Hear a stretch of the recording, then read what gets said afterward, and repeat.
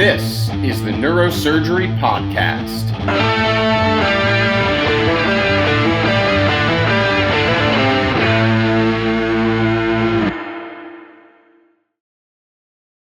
Welcome back to the Neurosurgery Podcast. I am excited and delighted to do another installment in our Neurosurgeon at the Movies series for a variety of reasons. One, because we're honored to be joined by Dr. Andy Grossbach at The Ohio State University, who's someone that's kind of been looming large in my orbit for a while that I've wanted to talk to and meet. He did a fellowship here at Rush, and my now program director, Ricardo Fontes, never stops talking about how great he was and is as a spine surgeon. And so he's kind of been out there in the zeitgeist for me.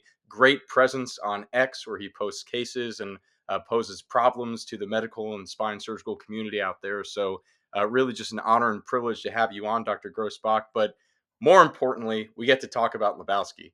Uh, but we'll get into that. For our listeners, because you haven't been on the show before, please take a moment, say hello, introduce yourself. Yeah, awesome. Well, thanks for having me. This is going to be a lot of fun. Andy Grossbach, I'm at Ohio State University, the Ohio State University.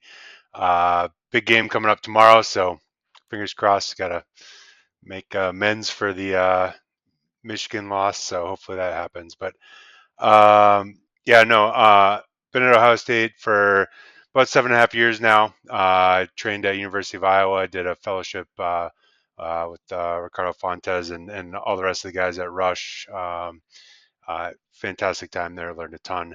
Um, I do deformity. I do degen. A little bit of everything. Residency program director, spine fellowship director at Ohio State. So yeah, I think we got a great group of folks at Ohio State. So have a lot of fun there. So, uh, but yeah, let's get into it. I'm excited. Yeah, so this is going to be, I guess, kind of an insight into the mind of Dr. Grossbach, which will be a reflection of neurosurgery at the Ohio State. And we have to begin at the fundamental, the archetypal, the ultimate movie. If you love Lebowski, you love Lebowski. And when we started this series, Dr. Wang and I were talking about some of our movies and like the favorite movies at our programs, and Lebowski looms very large in Rush Neurosurgery. We have a current resident. He's a 3 now, Dom Richards. He did medical school at Rush, and when he was our sub-I, he asked us how he could get to know us better and like what he could do to understand us. And we assigned him The Big Lebowski as homework because he had never seen it Nice. before. And I'm proud to say he is now a little Lebowski neurosurgical achiever. Um, but tell us what it is that grips you and your mind about this movie. And maybe let's just begin at the beginning. How old were you when you saw it first? Boy, that's a great question. So movie came out in '98. I was probably middle school at that time, and I bet it wasn't until high school that I saw it. So I didn't see it right when it came out. Yeah. Um, I'd heard people talk about it and didn't really know what it was about. And it's one of those movies that if you're not really sure what it is when you're going into it, at first it's like like what is this exactly? Uh, but it's one of those movies I love because every time you watch it, you pick up on something else. There's another Hmm. quote, there's another expression, there's another something that happens that you're like, oh, like that's awesome. I missed that the last time I watched it. Um, so I love movies and TV shows that you just pick up on more and more the more times you watch it. So I really think that this is one of those movies. It's super quotable, but I love that every time I watch it, I pick up on something new. So Andrew, I gotta ask you because I'm not part of the Rush Club. Okay, so this movie, I mean, I've seen it several times. It is confusing to me. It's mystifying to me, and other than it This being is okay, so probably the most un-Mike Wang movie on the planet. yeah, unlike other, I get it. Like Anchorman is really quotable. Goodfellas. Like, what? Tell us about how did it become so big at Rush Neurosurgery? What's the origin story? When I was at Rush as a fellow, I actually didn't know that it was big there. I I enjoyed it Hmm. myself. I don't think I ever talked to any of the other residents or fellows about it, so I was actually happy to hear that it's well received there and everyone loves it. Yeah. But yeah, I didn't know it at the time when I was there. It might be the current generation, but we do have, my co-resident put it up. We have an oil painting of Walter holding up the gun at the bowling alley in our call room, Wow. because Nice, we nice. we are known to channel some Walter energy when we're in the junior call years. I totally get it. Yep. So Andrew, tell us the characters, right? They're colorful. They're really interesting. Who do you identify with the most? It goes back and forth between Walter and the dude, and I mean, I think that sums up neurosurgery. I mean, there's times when you're, upset and pissed off, and Walter comes out, and there's times that you just got to be, just chill, and the dude abides, and you just got to like go with the flow. And so I try to be the dude as much as I can. Um, but obviously, we're in a stressful environment a lot of times. It's not always the case, but I just love the way he just kind of rolls with the punches and goes with the flow, and sometimes you just got to go bowling. Yeah, it is interesting. I mean, first of all, anyone who identifies with Donnie would probably never even pursue neurosurgery, much less make it. Like if you think that's my guy, that's who I'm like, it's not, we don't really have that in us. But Walter, I think he's so maligned. I think that he is perhaps the greatest character in the history of cinema, just as a character, a realized person on the screen. But if you think about it, he's really the only one of the whole movie that gets anything done. And in Yeah, the one moment of true conflict, these nihilists, I mean, Nazis, say what you will about the tenets of National Socialism, dude. At least it's an ethos. But when they finally have the fight with the nihilists, he takes out three grown men on his own. So Walter's this laughable, goofy, big galoot, but at the end of the day, he's the one that actually takes action in a moment of crisis. Well, that 100 that is 100%. Yep. that's John Goodman's best role. I think it's the best role he Oh ever yeah, had in his career, right? oh Yeah, yeah. he's a great actor. He's good in a lot of stuff. But yeah, I mean that role is phenomenal. But I agree. I mean, I love Donnie. He's hilarious, but he's a follower, right? He's not a leader. Yeah. He doesn't want to do anything. He wants to, just follow his friends, and you know, that's what he is. And the dude also, you know, doesn't want to get things done. He just wants to hang out and chill. And so yeah, I mean, Walter gets stuff done. But I think it's important to have a little bit of the dude because you gotta take a step back, just relax, have a white Russian, go bowling, like have some time to Okay, just I'm kind going of. to ask each of you this. Okay, so there's lots of great quotes, of course, a lot of great lines in this movie, great writing. I should say, most neurosurgically relevant favorite line. Andrew, which one in the movie? I know it's hard. There's so many good ones. Which one do you use the most? Uh, so this might not be the one that I think everyone would think of when you think of neurosurgery, but I think it's very relevant because you talk to the joke is, I mean, I'm a spine surgeon, you're a spine surgeon, like you talk to three different spine surgeons, you get four different answers, right? And so like, well, that's just like your opinion, man. Like, I think is great because a lot of people have a lot of opinions, and not a lot of them are backed up by hard science, and a lot of my opinions aren't backed up by hard science either. It's just our experience and our opinion. So, uh, when I post cases on X, when I talk to people at meetings, a lot of times when people are saying, "Well, I do this, I do that," it's just like your opinion, and I respect a lot of people's opinions, but um, I think it shows that we do need more science to back up a lot of the stuff we're doing. JP, you got a I favorite? have to, I'm a Walter guy, and I have to say it is that moment because I think this is probably my most frequent emotion when I'm at work at the hospital is, am I the only one around here that gives a shit about the rules? And we like we've all you just nobody wants to do their job, and we have a saying. I don't know if they said this when you were here, but one of our sayings at Rush is that when you're in neurosurgery, half of your job is getting other people to do their job. And sometimes in the modern hospital environment, it feels like you're the only one that's still playing by the rules, or at least trying to. And how Yep, about I you, get Dr. that. Wayne?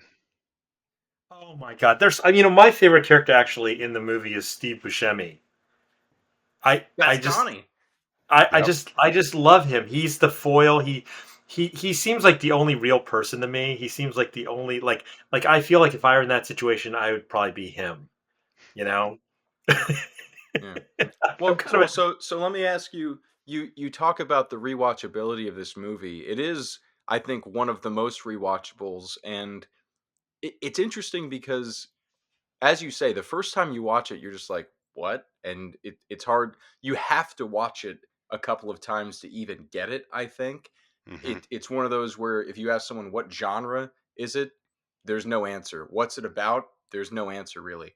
But I wonder because you said you're drawn to things that you get more out of each time you do it, and maybe I'm clutching at smoke here, but I'm trying to tie it back to neurosurgery, and that's what we do at work, right? We do the same procedures over and over and over again, but each time there's a new lesson. Each time there's a new nuance, the slight way that you angle your hand, the little bit of the anatomy that you notice over time that becomes a gestalt. And so I think all of us as technical people and as trained professional people with a craft and a skill that we've developed, I think many of us are drawn to revisiting things over and over again and plumbing it for new depths.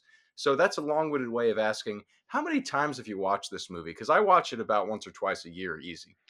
you asking me or Andrew? Yeah, Uh, Dr. Grossbach. I I would say probably I'm probably like once a year. Yeah, so Yeah, since high school, which is yeah. more and more years than I think it is. But yeah, probably about once a year.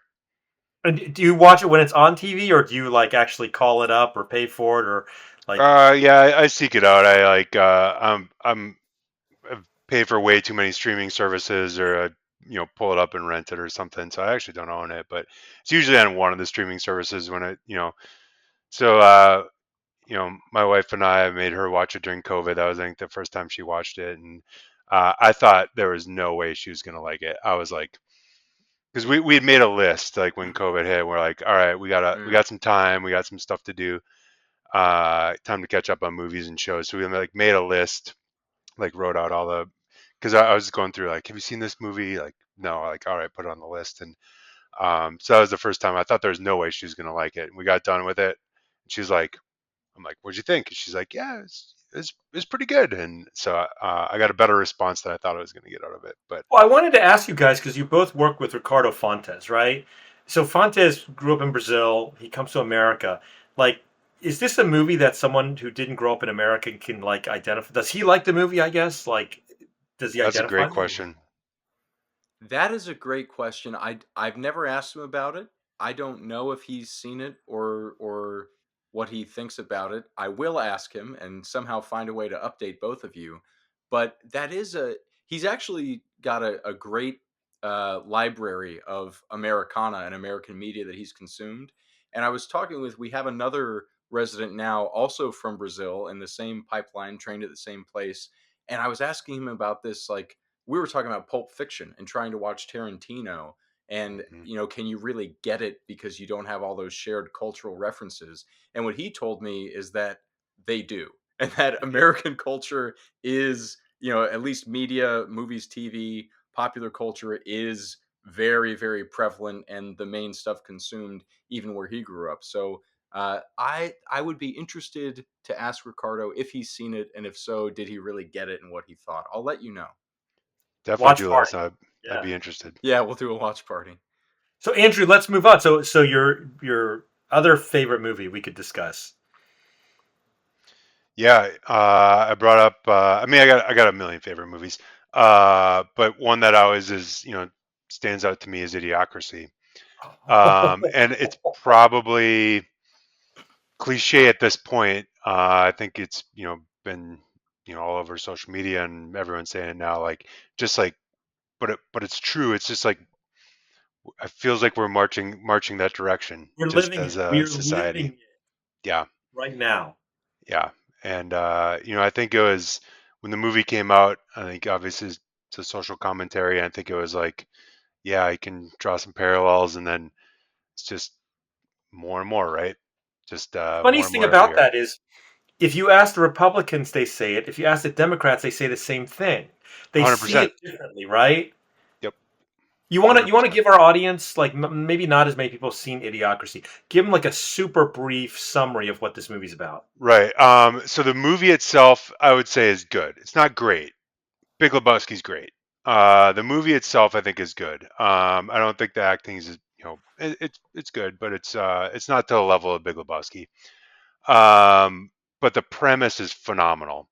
So the premise is that uh, the people that are educated, that are getting their doctorates, that are spending all the time in school, and then they get to a job and they want to be successful, so they're delaying having kids, putting it off, putting it off, putting it off, and then they're too old by the time they decide that, hey, maybe we should have kids. So they're having less and less kids. And then the folks that are getting no education, they're just repopulating like crazy, having 10 kids.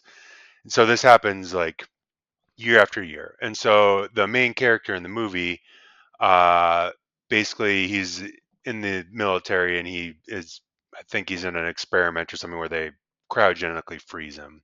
He's the most average guy, the average Yeah, height, he's the most average average guy. That's why height. they did it. His like IQ is exactly 100. He's like average in every way. Right. And so when he gets unfrozen, I forget it's 100 or 500, however many years later, a long time later, uh, he is now the most intelligent guy in the world, because the entire population's IQ has just drifted down from this, uneducated individuals, having multiple kids, and then the educated individuals not having any. So now there's a completely average guy that is now the smartest guy in the world. And consumerism has taken over, and laziness, and all the things that are sort of gradually taking over now. And I think the other thing that's funny is like the shoes that they wear are the Crocs, right? Crocs, like before they were popular. And now what's popular? All the kids are wearing Crocs. Yeah. And like this is literally 2006, the movie came out, I think. Uh, Crocs were the shoes that they wore in this movie, because they were like, these are ridiculous shoes, and now they're super popular. Um, so anyway, it's like they water the plants, the crops, with like essentially the equivalent of Gatorade, because the Gatorade sponsors it, and like they can't figure out why none of the crops are growing, It's and got it's just, electrolytes. It's what yeah, plants crave. electrolytes. That's what plants crave, right? So it's all these marketing things, and like it's so anyway. Um, I just think the movie and the premise and the foresight into what's happening with society is genius. Like I said, the movie's not phenomenal. It's probably probably not a lot of people that are younger have seen it these days, but I would definitely check it out, because it definitely foreshadows a lot of things that I see are happening. Um, one reason I love it is because one of my mentors when I trained at University of Iowa, Matt Howard, he's a chair there. Um, he's the opposite, right? You have a problem, you have a research project you want to work on, you have a problem you want to solve. He's like, who is the expert? Who is the guru of this in the country and the world? Seek that person out, and that's who you're going to team up with. Whereas I feel like a lot of society, it's like this anti-intellectualism where it's like, everyone deserves a voice, and everyone, social media, and everyone can look up a paper online, and patients will come and say, oh, hey, I found this paper and I want this done. And it's like, all right, well, that's not exactly how it works. And, I'm happy you found one paper that shows that, but, are they critically analyzing like the, you know, problems with the paper, the bias in the paper, the journal it was published in, and like comparing it to all the other articles? And, that's what we do all the time, right? But it's just hard to explain that to a lot of, you know, people. So I, So this, go ahead. no, I feel like Elon Musk must have watched this movie when it came out and got so inspired by it. But the my favorite part about it is that nobody knows how to fix anything anymore. And yeah, so like plumbing, electrical, changing light bulbs, nobody knows anything anymore. And we as neurosurgeons are like we're so focused on fixing things, right? But it is such a fascinating movie because um, like I got in this discussion with another neurosurgeon about whether I should tell any of my female family members to freeze their eggs while they're young or freeze their sperm and all this stuff. And if you watch that opening reel of Idiocracy, I mean, and I don't want to get like political about like people's like reproductive rights and all that, but it touches on this, and it is. I mean, I've had so many friends who literally, if you played that reel, they're saying exactly what the smart couple are saying. And I don't want to ruin for people who haven't seen it, but it is such a. You can see it on YouTube. Like it's such a great beginning of the movie. Hmm. No, 100%. And and I mean, obviously the movie's a comedy, but it touches on real issues and uh, you know, I, me and my wife have two kids, but I was, 38 when we had our first one. And so, it wasn't like we started having kids at 22. So sometimes it gets tougher, and we were lucky we had two great kids, but it does get tougher as you get older. And so these are problems that you know our residents have to deal with. Our colleagues, our co-surgeons have to deal with. Um, it's I mean they're real issues, and it's there's no easy answers, and um, it's like great for places to have programs that like can help with egg freezing and stuff like that, but you know, not everyone has access to that stuff. It's expensive. So I mean, they're real issues to deal with. Yeah, I mean the heart of comedy is truth. Otherwise, we wouldn't care, and it wouldn't move us and move us to laughter. It is interesting to note that this movie, one of the writers, it was mainly a Mike Judge movie, but Ethan Hmm. Cohen helped. I think he co-wrote the Yeah, screenplay. So yeah. I didn't know something that with the till Cohen yeah. brothers. Yep, Y- 100%. Yeah, they really hit you. But I will actually rather than I would love to go down the rabbit hole and talk about the fertility of the intelligentsia, if you will. And Elon Musk obviously did watch it because he's repopulating the Earth on his own.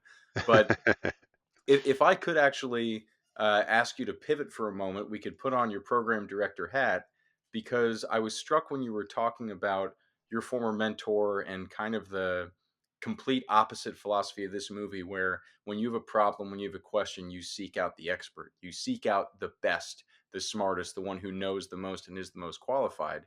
And so now you're charged with training this next generation of neurosurgeons, and all of us are experts, and many of us will go out into a setting where we're the only neurosurgeons. So we are literally the only expert in our field in perhaps the city, or even if you're in a group, maybe you're the subspecialist in your thing. So we all speak with authority. We are the expert, and at least in our setting, we're often that peak person.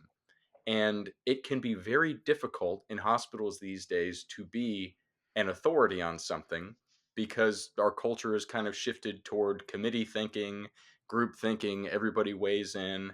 And with the kinds of personalities that are often drawn to neurosurgery, and especially for your residents who are sleep deprived and time deprived, it can be very difficult to be in that group setting where everybody wants to speak up and pitch in and have a say, but you know what actually has to happen because you're the expert. And so, how do you counsel, and how do you, in your way and your style there at I'll just say how do you train your residents to deal with those things? Because I think the number one criticism and write up that we get with our juniors is being dismissive. That's the dirty word. We're dismissive. We don't listen to concerns because we know it's okay and blah blah blah.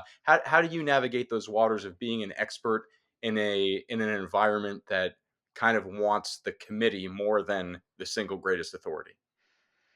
Yeah, no, it's a great question, and it's not easy. I think it's having I think a popular thing people talk about now is IQ and EQ, right? Like uh, just knowing how to deal with people, and so you need to read the room. You need to deliver like Walter, but in a way like the dude.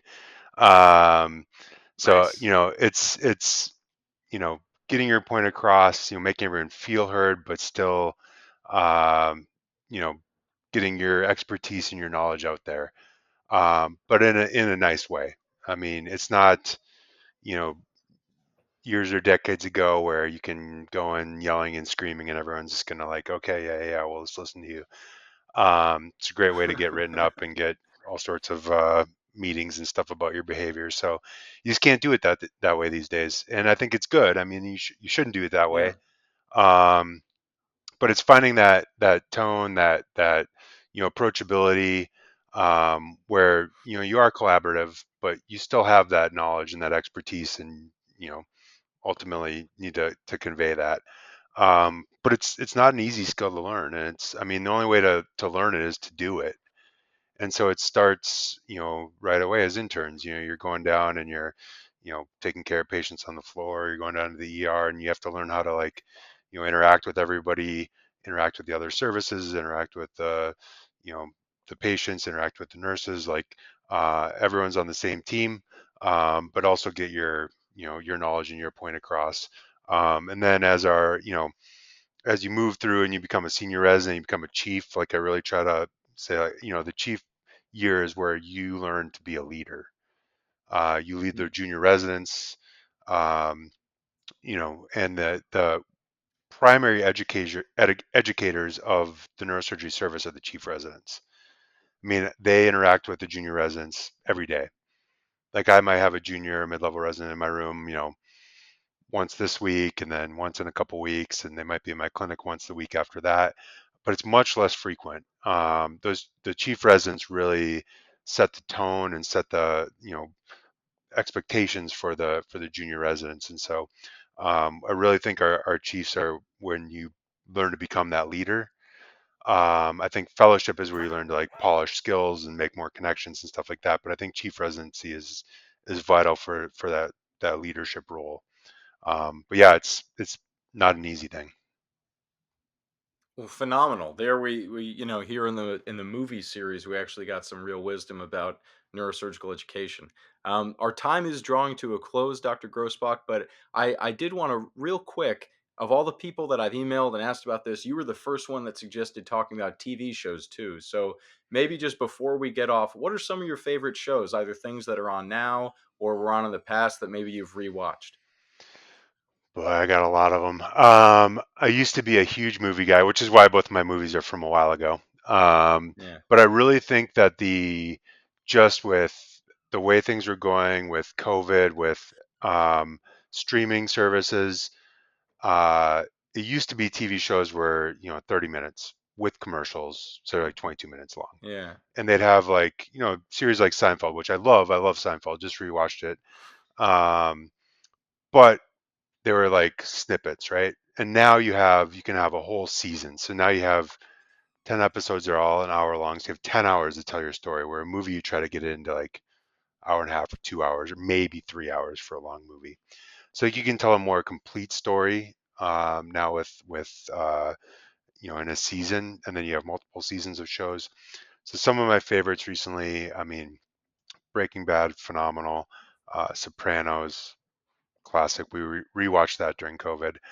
Um,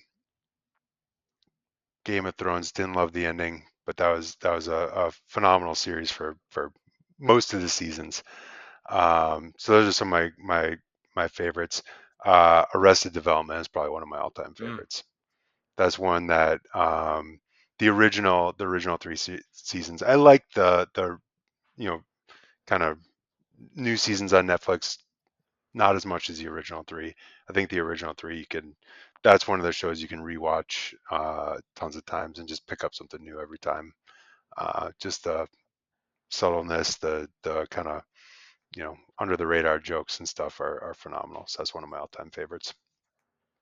great. Well, thank you so much for coming on the show. I mean, like I said, it's been a real pleasure and honor to finally get to speak with you. But any chance to talk Lebowski is a great night in my book. So one day we'll have to have you back on to actually talk about the spine and our day jobs and all the wonderful things we do at work. But for now, thank you so much for coming on the show to share these insights into your culture and the way you run things over there at Ohio State, the Ohio State. So for now, Dr. Awesome. Andrew Grossbach, thank you so much for coming on the show.